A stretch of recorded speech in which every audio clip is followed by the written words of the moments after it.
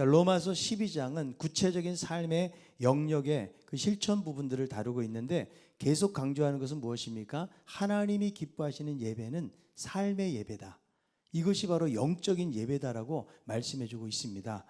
이 예배의 삶은 무엇으로 나타나는가? 바로 사랑으로 표현된다고 말씀하죠. 그래서 교회에서는 은사대로 섬김을 통해서 나타나고 일상의 삶에서는 적대자까지라도 사랑하는 삶으로 나타나게 되는 것이죠. 국가와의 관계에 있어서는 복종하고 국민으로서 의무를 다하는 것이 사랑의 삶이라고 말씀하고 있습니다. 결국 사랑이 율법의 완성이고 이 사랑의 빛을 계속 갚아가야 된다고 말씀하고 있는 것입니다. 그리고 우리가 지난 시간에 보았던 대로 계속해서 사랑의 삶을 실천해 가는데 시간이 얼마 남지 않았다는 거예요. 이제 자다가 깰 때가 되었다. 하나님의 구원의 때가 점점 가까이 오고 있기 때문에 우리는 어둠의 일을 벗어버리고 낮에와 같이 단정하게 해가면서 예수 그리스도로 옷 입는 삶을 살 것을 성경이 말씀해주고 있는 것입니다. 오늘 14장에서도 계속해서 삶에서 드려지는 예배에 대한 말씀, 사랑의 삶으로 표현할 수가 있는데 오늘 이 말씀 보면 로마 교회 안에 한 가지 문제가 있는 것입니다. 어떤 문제가 있는가 하면 본문을 통해서 볼 때 교회 안에 절기 문제하고 음식 문제에 대해서 생각이 다른 사람들이 있었던 것입니다. 이 문제에 대해서 한쪽에서는 업신여기고 한쪽에서는 비판하는 일들이 있었던 것입니다. 이 당시에 로마라는 도시 자체가 워낙 컸기 때문에 여기에 소속된 교인들도 다양한 민족적이고 문화적인 배경을 가지고 있었던 것입니다. 특별히 로마 교회 안에 초대교회가 그러했던 것처럼 가장 크게 두 부류로 나누자면 유대 그리스도인들, 유대교를 믿다가 그리스도인이 된 사람들하고 이방 그리스도인들, 이렇게 크게 두 부류로 나눌 수가 있는 것이죠. 여러분 한번 생각해 보세요. 예수 믿기 전에 유대인으로 있던 사람과 이방으로 있던 사람이 같은 한 신앙의 세계 안에 들어왔을 때에 얼마나 서로가 다르겠습니까? 유대교 출신들은요, 유대교의 전통이 무엇입니까? 구약에 보면 아무 음식이나 다 먹을 수 있는 것이 아니에요. 하나님께서 정해놓으신 음식들, 정한 음식을 먹어야 돼요. 부정한 음식은 먹을 수가 없는 것입니다. 자, 그래서 이런 전통도 예수 그리스도로 말미암아 구약에 있는 이런 음식법들이 폐지가 되었고 당시 사람들이 만들어 놓은 규례들조차도 지키지 않아도 됨에도 불구하고 여전히 음식의 문제에 대한 태도가 쉽게 바뀌질 않고 있다는 거죠. 여러분 예수 믿었다고 금에 오던 것을 갑자기 무언가를 먹게 된다는 것은 어려운 일이라는 거죠. 그것도 신앙의 원칙처럼 지켜오던 어떤 것에 대해서 하루아침에 습관을 바꾸기가 어렵다라는 거예요. 특별히 음식의 문제는 사도행전 10장에 보니까 베드로가 하루는 기도하는데 비몽사몽간에 하늘에서 보자기 하나가 내려옵니다. 근데 그 보자기를 들여다보니까 온갖 부정한 짐승들이 들어가 있는 거예요. 그런데 하나님의 음성이 들리죠. 잡아먹어라. 그러니까 주여, 이 베드로가 뭐라고 그래요? 주여, 그럴 수 없나이다. 저는 깨끗한 음식만 먹어왔는데 어떻게 부정하고 속된 음식을 먹을 수가 있겠습니까? 저는 결코 먹지 않겠습니다. 아니 하나님이 말씀하시면 그대로 순종해야 되는데 그동안 자기의 어떤 신앙적인 습관을 바꾼다는 것은 그렇게 어렵다라는 거죠. 과거에 불교를 한 20년 이상 아주 열심히 섬기던 어떤 분이 있었거든요. 근데 남편이 그 질병으로 인해서 예수를 믿게 된 거예요. 근데 그분이 그렇게 예수를 믿다 보니까 항상 새벽 기도 갈 때는 목욕을 하는 겁니다. 그리고 얼마나 새벽 기도도 열심히 참석하는지 마치 예불을 드리는 것처럼 몸을 단장하고 그렇게 새벽 기도 하는데 여러분 새벽 기도 나올 때 목욕을 해야 됩니까? 해도 되고 안 해도 되고 그런데 많은 사람들은 세수도 안 합니다. 그래서 저는 새벽에는 우리 성도들을 자세하게 안 쳐다봐요. 왜냐하면 원판이 드러날까 봐 혹시 내가 못 알아볼 수 있기 때문에 자세히 보지 않는 거거든요. 그래서 자기가 갖는 이 신앙의 습관을 하루아침에 바꾼다는 것은 너무나 어려운 일이라고 말할 수가 있는 거죠. 자, 그러다 보니까 음식을 먹을 때에도 여전히 구약의 율법들을 지키고 있는 것이죠. 여러분 한동안 이슬람에서 그 익산시에다가 할랄 공장을 세운다는 문제로 시끄러운 적이 있었거든요. 이 할랄이 무엇인가 하면 이슬람의 율법상 무슬림들이 먹고 사용할 수 있도록 허용된 식품에 붙여지는 인증을 할랄 제품이라고 그래요. 그러니까 이슬람 교도들은 아무 음식이나 다 못 먹습니다. 그들이 먹을 수 있는 음식들이 규정되어 있다는 거죠. 지금도 여러분 이스라엘에 가면 유대인들도 코셔라고 해가지고 구약의 율법대로 거의 지키는 거예요. 돼지고기 못 먹습니다. 그리고 짐승을 도축할 때도 소금을 통해서 피를 제거해야 먹을 수가 있어요. 물고기도 비닐이 있으면 안 됩니다. 그래서 그들이 못 먹는 게 미꾸라지 못 먹고 오징어도 못 먹고 갑각류, 가재 같은 거, 새우 같은 거 먹을 수가 없는 거죠. 출애굽기 34장 26절에 너희는 염소 새끼를 제 어미의 젖으로 삼지 말아라, 이런 말씀 있잖아요. 그래서 버터, 치즈, 우유 등과 함께 육류를 섭취할 수가 없다는 거예요. 그래서 치즈버거 먹을 수가 없습니다. 그리고요, 햄버거 먹으면 유제품이 들어간 카페라떼, 카푸치노 이런 거 먹을 수가 없어요. 지금도 여러분 정통파 유대인들은 이거를 그대로 철저하게 지키고 있다는 거죠. 그러니까 여러분 유대 그리스도인들은 유대교에서 이미 형성된 그 습관을 예수 믿는다고 해서 하루아침에 바꿀 수가 없는 것이죠. 그리고 고기를 먹는 문제에 있어서도 시장에서 유통이 되는데 대부분 고기들이 그 당시에 로마 신전에서 그렇게 제사로 드려졌던 고기이기 때문에 그래서 부정하게 여긴 거예요. 그러니까 고기를 먹지 않는 채식주의자들이 있었다는 거죠. 그리고 날에 대해서도 안식일과 절기를 다 지키려고 하는 사람이 있었거든요. 자, 5절에 있는 말씀 한번 읽어봅니다. 어떤 사람은 이 날을 저 날보다 낮게 여기고 어떤 사람은 모든 날을 같게 여기나니 각각 자기 마음으로 확정할지니라. 자, 이 날을 소중하게 생각하고 저 날을 소중하게 생각하는 사람이 있었다라는 거죠. 초대교회 당시에는요, 안식일과 주일이 함께 지켜졌어요. 원래 안식일은 언제입니까? 주일을 첫날로 했을 때의 일곱째 날, 마지막 날 하나님이 안식하셨기 때문에 토요일이 안식일이 되는 거죠. 그래서 이것을 토요일을 지켰는데 이들이 개종 이후에는 안식 후 첫날을 지키기 시작했어요. 자, 성경에 몇 군데 나오는데 사도행전 20장 7절에 있는 말씀이에요. 그 주간에 첫날에 우리가 떡을 떼려 하여 모였더니 바울이 이튿날 떠나고자 하여 그들에게 강론할새 밤중까지 계속하며, 그 주간의 첫날 언제예요? 바로 주일날을 말하는 거죠. 자, 고린도전서 16장 2절에 있는 말씀이에요. 매주 첫날에 너희 각 사람이 수입에 따라 모아두어서 내가 갈 때에 연보를 하지 않게 하라. 그러니까 매주 첫날, 바로 주일날, 예수님께서 부활하신 날, 안식 후 첫날, 그날 모여서 하나님 앞에 예배를 드린 거죠. 그러니까 신약 성경을 보면 그 주일날 상당히 중요한 의미를 가지고 있다라는 거죠. 자, 그런데 이 여전히 유대교를 지켰던 사람들은 안식일이 되잖아요. 과거의 습관을 따라서 상점문을 닫고 그동안 해왔던 간습을 지키려고 했다라는 거죠. 그러니까 예수 믿고 난 다음에도 이런 간습을 하루아침에 버릴 수 없는 사람들이 있었던 거예요. 여러분 조금 이해가 되십니까? 그리고 또 다른 한편에 이방인 출신의 그리스도인들은 이런 문제로 인해서 별로 어려움을 당하지 않았어요.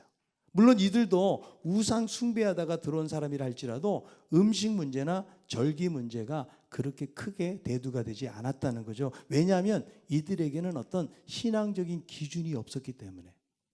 여러분 유대교는 생각해보세요. 하나님의 이름을 부르고 똑같이 하나님의 이름을 부르는데 예수님 때문에 바뀐 게 많아요. 이방인들은 완전히 새로운 신을 섬기는 거죠. 그런 의미에서 많이 차이가 나지만 어쨌든 이방 그리스도인들은 그냥 개종하고 새로운 법을 따르면 되는 거예요. 더 이상 이제 음식 문제에 대해서 걸리적거릴 것이 없다라는 거죠. 그래서 여러분 우리들도 구약에 많은 규례들이 있잖아요. 먹어도 되고 안 되고 이런 것들이 상징적인 의미를 가지고 있지 오늘날 우리에게 그 영향을 미치지 못한다는 거죠. 왜 그럴까요? 예수 그리스도께서 구약의 어떤 그림자를 성취하셨기 때문에, 그분 안에서 약속이 성취가 되었기 때문에 지금은 음식에 매일 필요가 없는 거예요. 여러분 유대인들은 돼지고기, 이슬람 교도들도 못 먹잖아요. 우리들은 돼지고기 얼마나 잘 먹어요. 그리고 여러분 선지 해장국 먹어요, 안 먹어요? 물론 싫어하는 사람도 있지만 그 피가 들어갔는데 먹으면 안 될 것 같지만 지금은 너무나 맛있게 먹고 있다는 거죠. 예수님께서 음식 규례에 대해서 어떻게 말씀하시는가? 철저하게 지키는 바리새인을 향해서 이렇게 말씀하십니다. 너희들이 입으로 들어가는 것이 더러운 것이 아니다. 너희들 마음속에서 나오는 것이 더러운 것이라고 말씀을 하셨다라는 거죠. 그러니까 여러분 예수를 믿으면 구약의 음식 규례를 따른다든지 아니면 안식일의 규례에 매일 필요가 없다라는 거죠. 자, 골로새서 2장 20절 21절에 있는 말씀 읽어봅니다.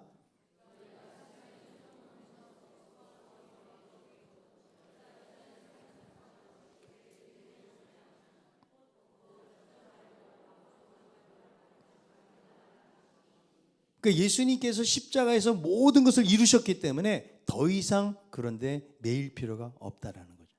자, 그런데 이 로마 교회에 두 그룹이 함께 있다 보니까 상당히 불편한 일들이 생기는 거예요. 누구는 여러분 먹는데 누구는 못 먹는 거예요.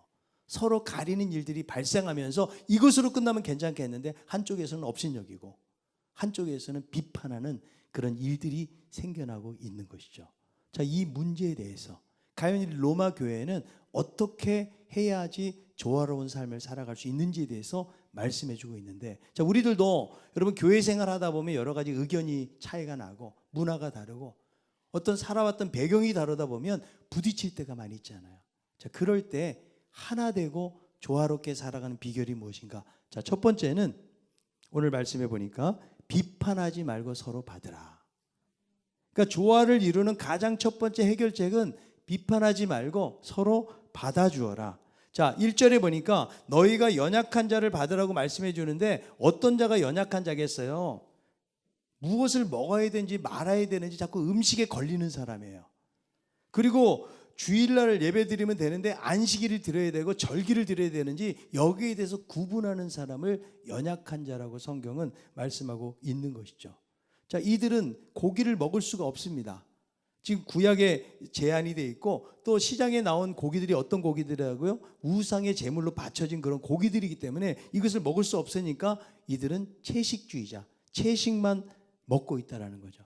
자, 그러니까 여러분 이미 자유함을 가지고 모든 것에 대해서 거리낌이 없는 사람들은 얼마나 답답하겠어요. 아니 예수님 안에서 다 해결이 됐는데 아니 왜 그것도 못 먹느냐? 왜 너희들이 믿으면 그것밖에 안 되느냐? 이렇게 업신여기는 거예요. 그러나 한편으로 이쪽에 있는 사람들은 아니 어떻게 그렇게 속되고 더러운 것을 먹을 수가 있어? 이 사람들은 나름대로 또 그쪽을 비판하고 있는 것이죠. 근데 성경은 뭐라고 말해요? 서로가 판단하지 말아라. 왜냐하면 그리스도 안에서 한 형제이고 우리들은 한 몸이기 때문에 그렇다라고 말씀해 주는 거죠. 여러분 이 교회 안에 성도들의 배경이 이 당시만 생각을 해보면 유대 그리스도인들, 이방 그리스도인들, 부자도 있고 가난한 자도 있고 심지어는 주인도 있고 노예도 있는 거예요. 믿음이 아주 성숙한 사람도 있고 믿음이 연약한 사람도 있는 것이죠. 그러니까 이 교회 안에 아주 다양한 사람들이 존재하고 있기 때문에 서로가 비판하고 다르다고 업신여기다 보면은 절대로 그 공동체는 하나 될 수가 없다라는 거예요. 여러분 하나님이 정말 원하시는 것은 하나됨을 원하시는 거죠. 여러분 우리 집 가운데서 완전히 성숙해서 나는 아무 다른 사람들의 조언 들을 수 없이 성숙한 사람 이렇게 말할 수 있는 사람은 한 사람도 없다라는 거죠. 여러분 내가 하는 행동이 귀한 만큼 다른 사람이 하는 행동에 대해서 우리가 잘 받아주는 것이 너무나 중요하다는 거예요. 그래서 다른 것을 인정해주는 태도, 이것이 바로 하나됨의 비결이라고 말할 수가 있는 거예요. 여러분 교회라는 것은 다양한 사람들이 모여야 돼요. 이 다양성이 인정되어야 교회라고 말할 수가 있는 것이죠. 만약에 여러분 교회가 그냥 교수님들만 모여 지식 있는 사람들만 모인다든지 아니면 청년들만 모인다든지 혹은 너무 가난한 사람들만 그냥 똘똘 뭉쳐서 있다든지 이것은 나름대로 교회로서 역할은 하겠지만 여러분 건강한 교회는 어떤 교회입니까? 다양한 사람들이 모여서 조화를 이루고 하나됨을 이루어가는 것이 바로 교회라고 말할 수가 있다. 그래서 우리 신강교회가 건강한 교회라면 어린이도 와야 되고 노인도 와야 되고 돈 있는 사람도 와야 되고 돈 없는 사람도 와야 되고 세상에서 좀 지위가 있는 사람도 와야 되지만 뭐 실업자도 오는 것이 교회여야 된다는 것이죠. 그래서 누구든지 올 수 있고 누구든지 어울리는 공동체, 그것이 바로 하나님이 원하시는 공동체인 것입니다. 이렇게 되기 위해서는 뭐 하지 말아라? 서로 상대방을 비판하지 말고 받으라고 말씀하는 거죠. 자, 2절 3절에 있는 말씀 읽어봅니다. 어떤 사람은 모든 것을 먹을 만한 믿음이 있고 믿음이 연약한 자는 채소만 먹느니라. 먹는 자는 먹지 않는 자를 업신여기지 말고 먹지 않는 자는 먹는 자를 비판하지 말라. 이는 하나님이 그를 받으셨음이라. 여러분, 믿음에 따라서 다를 수 있다라는 거예요. 그런데 상대방이 자기와 같지 않다고 해서 함부로 비판하거나 정죄하지 말라는 거예요. 여러분, 성경은 이것이 죄 짓는 것 아니라면 연약한 자들에 대해서 질타하거나 너무 비판하거나 정죄하는 일을 멈추라고 말씀해 주는 거죠. 왜 그럴까요? 하나님이 받으셨기 때문에. 아니, 하나님이 받으셨는데 왜 우리가 자꾸 그 사람 헐뜯고 정죄하느냐라고 말씀해 주고 있다는 거예요. 여기서 여러분, 받는다라는 말은 그냥 마지못해서 받는 것을 말하는 것이 아니에요. 기쁨으로 영접하고 환영한다, 이런 뜻을 가지고 있는 것입니다. 여러분, 세상에서 가장 쉬운 일이 뭘까요? 다른 사람을 비판하는 일. 누구나 할 수가 있거든요. 가장 어려운 일이 무엇일까요? 자기 자신을 아는 일. 가장 어려운 일이라고 말할 수가 있다는 거예요. 그리고 지금의 이 논쟁들은 구원에 관련된 그런 논쟁이 아니라는 거예요. 삶의 방식에 대한 이야기들을 하고 있는데 비난하지 말라는 거예요. 그러니까 여러분, 모든 사람의 의견이 같을 수가 없는 거예요. 그런데 우리가 한 교회 안에서 신앙생활 하다 보면 자신이 갖는 신앙적인 신념이나 생활 방식이 얼마든지 다를 수가 있다라는 거죠. 자, 오늘날 우리들은 이 말씀을 보면서 우리는 음식 문제 때문에 고민하지 않아요. 여러분, 내가 예수 믿는 것 때문에 여러분 음식을 구별하고 있습니까? 그것은 그냥 그 사람의 선호도의 문제인 것이죠. 또 우리는 절기 문제, 우리가 주의를 지키는 것에 대해서 문제를 제기하는 사람은 한 사람도 없다라는 거예요. 그래서 이 말씀을 그대로 적용하기는 어렵겠지만 중요한 것은 오늘날도 회색 지대 속에 있는 문제들, 분명한 지침을 내리기 어려운 영역들이 존재하고 있다는 거예요. 자, 문화가 다르고 배경이 다른데 이것을 어떻게 우리가 하나 되게 하느냐는 거죠. 20세기에는 교회 안에 뜨거운 감자 영역이 무엇일까요? 알코올이든 음료의 문제. 예수 믿는 사람들이 사치품을 소유하거나 춤을 춘다든지 혹은 현란한 음악, 영화, 이런 것들은 다 믿는 사람들이 해서는 안 되는 죄의 목록 속에 있었다는 거예요. 그래서 지금도 여러분, 미국의 아미시 공동체 같은 데 가면 그냥 18세기, 19세기 사람들처럼 마차 타고 다녀요. 거긴 전기도 없어요. 그냥 똑같이 과거 사람들처럼 하면서 나름대로 신앙적인 절제를 지켜가는 그룹들도 있다라는 거죠. 여러분, 문화라는 것은 달라지게 돼 있다. 자, 지금은 여러분 남녀가 함께 앉아 있잖아요. 그죠? 근데 초대교회만 하더라도 같이 못 앉아요. 이 가운데 딱 커튼이 있습니다. 한쪽에서는 남자, 이쪽은 여자. 이렇게 따로 남녀 칠세 부동석이기 때문에 지금 남녀 칠세 자동석으로 붙어가지고 그냥 아무나 앉을 수 있지만 배경이 그랬다는 거예요. 그리고 여러분, 교회마다 강대상이 높았어요. 그리고 강대상은 아무나 못 올라가. 거기는 목사님하고 사찰 집사님만 올라갈 수가 있어요. 예. 여러분, 드럼을 어떻게 이렇게 하겠습니까? 근데 앞에서 막 댄스를 하고 춤을 추고. 지금은 어때요? 문화가 바뀌다 보니까 이것이 허용되는 쪽으로 변화가 됐다는 거예요. 그러니까 그런 것들은 뭐냐면 구원에 관련된 본질적인 것이 아니라는 거예요. 성경이 그것을 말하는 거죠. 자, 그런데 우리들은 교회 안에서 여러분 싸움이 날 때 어떻게 싸움이 나는가? 본질이 아닌 것 때문에 싸움한다. 어떤 교회는 커튼 색깔을 어떤 거 할 거냐, 카페트를 어떤 거 깔아야 되냐, 피아노 자리가 어디 있느냐. 여러분, 이런 것 때문에 교회가 분열되고 어려움을 당했던 경우가 실질적으로 있다라는 것이죠. 그래서 성경은 어느 편이 옳다 그르다를 말하는 것이 아니고 서로가 받아주어라. 좀 다르다고 할지라도 비판하고 정죄하면 공동체성이 깨어지게 된다는 것이죠. 여러분, 믿음이 연약한 사람들이 음식법이나 종교력을 지키고 있다는 것은 그 사람들의 믿음이 아직 어리기 때문에 그래요. 그리고 오늘 이 본문 말씀 속에서 이들은 하나님과의 관계 속에서 의의를 얻기 위해서 이렇게 하는 것이 아니라는 거예요. 그래서 이 말씀이 갈라디아서에 나오는 유대주의자들, 할례주의자들, 율법주의자들, 이들과는 지금 다르다라는 것을 우리에게 말씀해주고 있는 것이죠. 만약에 구원과 관련된 것이라면 사도 바울이 엄격하게 갈라디아서처럼 그렇게 말했을 거예요.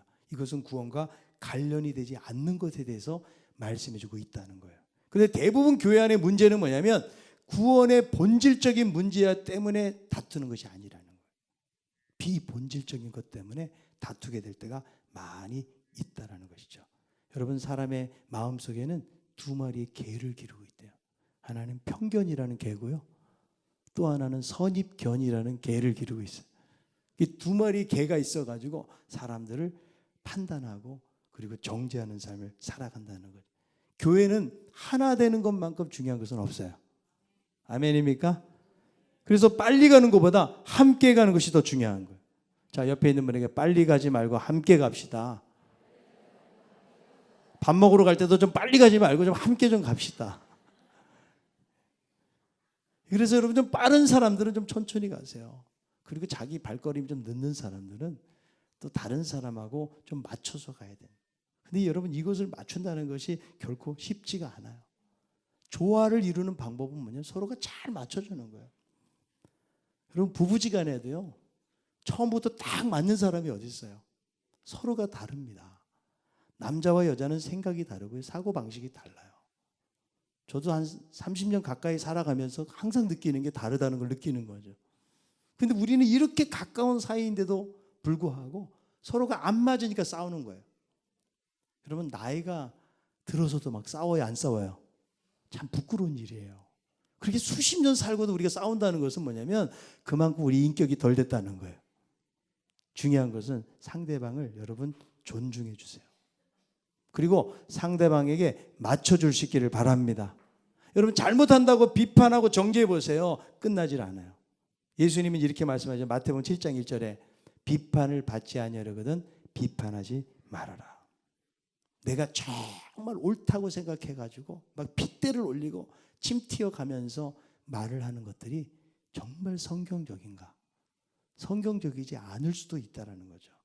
너무 여러분 그런 일에 목숨 걸지 말고 오늘 말씀에도 하나님이 받으라고 말씀하셨기 때문에 상대방이 나하고 틀린 것이 아니고 다른 것이다. 상대방을 잘 받아주고 야 아직 이 사람이 지금 신앙적으로 연약하니까 이게 감당이 안 되는구나. 이런 태도를 가지고 그 사람을 이해해 주면 거기서 공동체의 화평이 유지가 되는 것입니다.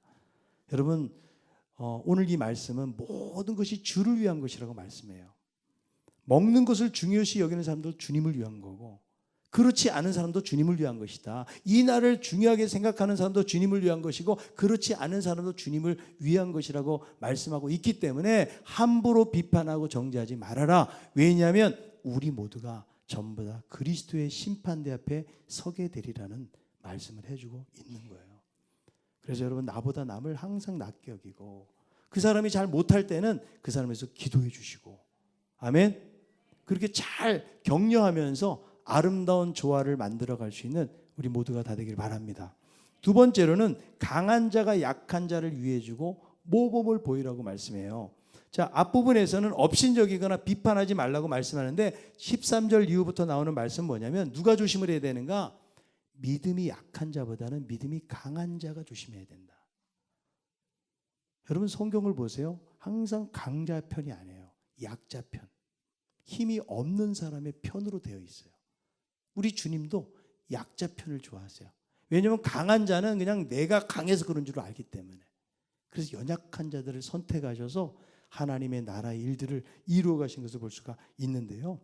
믿음이 강한 자가 부딪힐 것이나 거칠 것을 절대로 형제 앞에 두지 말라고 말해요.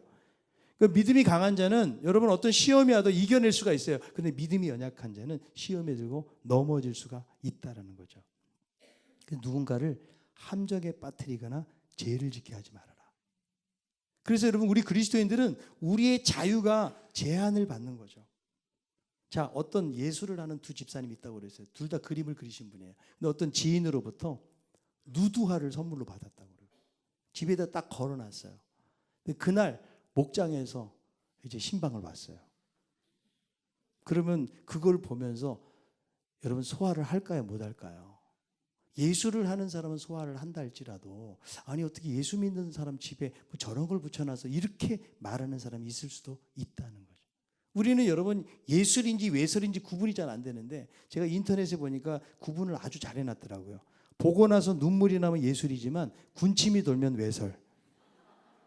애인과 볼 수 있으면 예술이고 친구와 보는 게 편하면 외설이다. 보고 나서 마음에 변화가 생기면 예술이고 몸에 변화가 생기면 외설이다.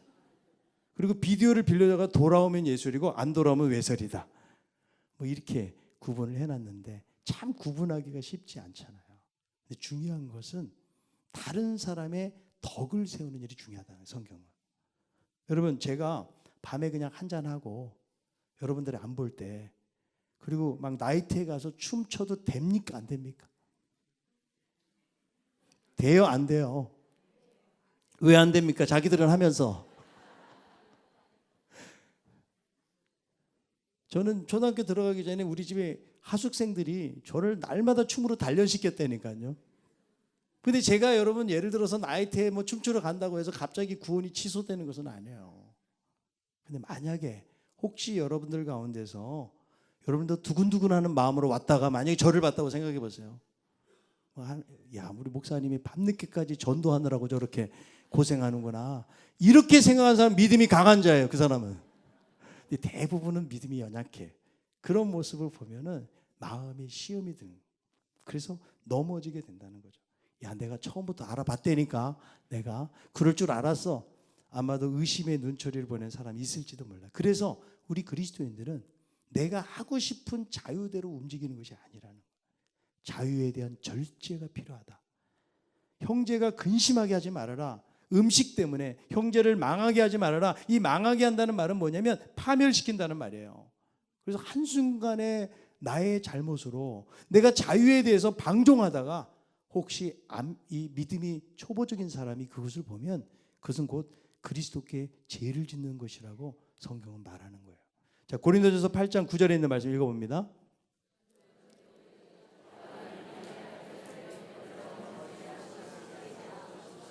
자, 고린도전서 8장 12절. 이같이 너희가 형제에게 죄를 지어 그 약한 양심을 상하게 하는 것이 곧 그리스도에게 죄를 짓는 것이니라.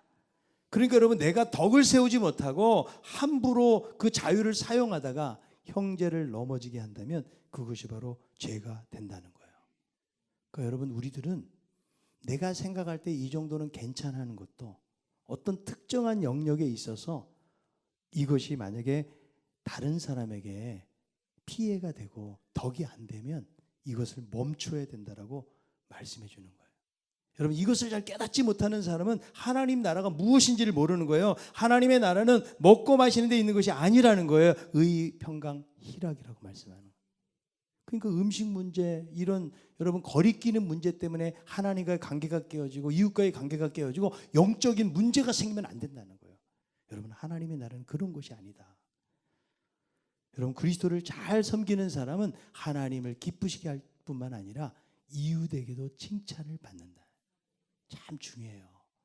막 기도는 잘하고 막 열심을 내는데 이웃에게 칭찬을 못 받는다. 이것은 하나님을 잘 못 섬기고 있는 거예요. 여러분, 그 사람에 대한 평가가 참 중요하다고 생각해요.